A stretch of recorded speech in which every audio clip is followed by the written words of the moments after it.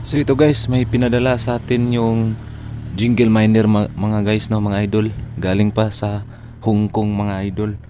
So isa itong BTC Solo Lottery Monitor mga idol. Napakaliit lamang niya mga idol, no.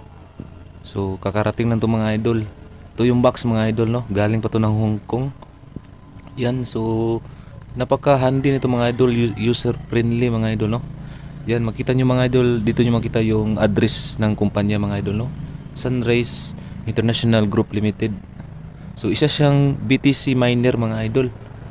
So kaya niya tumakbo ng up to 460 hash rate mga idol, no.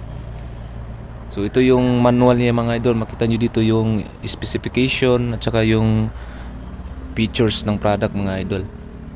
So kung gusto niyo mag-order dito mga idol, ilalagay ko na lang sa description ng video na to mga idol, no.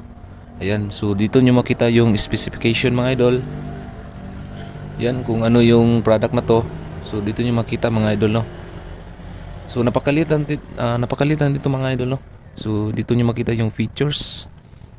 Maliit lang talaga siya mga idol. So kasing laki ng palad yung mga idol, no.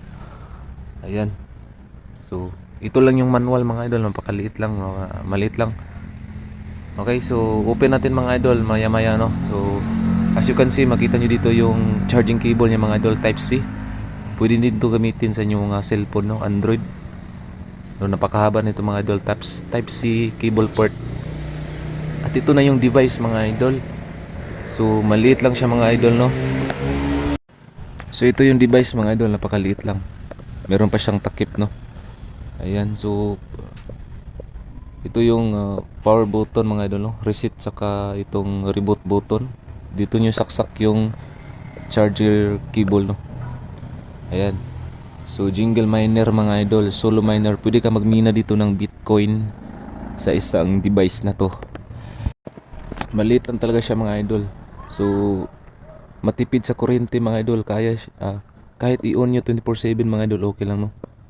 So ganito pag setup mga idol, saksak nyo lang sa plug mga idol, no. I-scan nyo lang yung QR code mga idol. Yan, scan nyo lang. Tapos madali lang siya i-setup mga idol, no. Yan, scan nyo lang. Ito yung lalabas mga idol. Setup nyo lang. Kung nahirapan kayo mga idol, meron siyang manual, no. I-scan nyo lang yung tutorial manual dito. At ito naman yung website niya mga idol. So paano mag-scan, ganito lang pag-scan, no. Punta lang kayo sa Chrome nyo, tsaka i-scan nyo lang yung gamit ang Google Lens, no. At tsaka re-redirect kayo sa tutorial website nila mga idol, kung paano mag-setup. Madali lang siya mga idol. Follow nyo lang yung instruction sa website nila, no. Napakadali lang.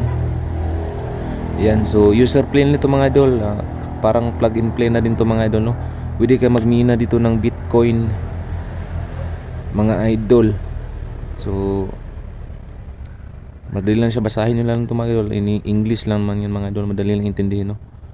Ayan, so ganito yung pag-setup. Pag na-setup nyo mga idol, click nyo lang yung save, no. At saka magra-run na siya. Ayan, so ito yung itsura mga idol kapag nag-run na siya mga idol. Di ko siya maipakita sa inyo actual mga idol kasi nasira yung wifi ko, no. So ganito na lang mga idol. So kung interested kayo mga idol, pwede kayo mag-order online mga idol, no. Ayan.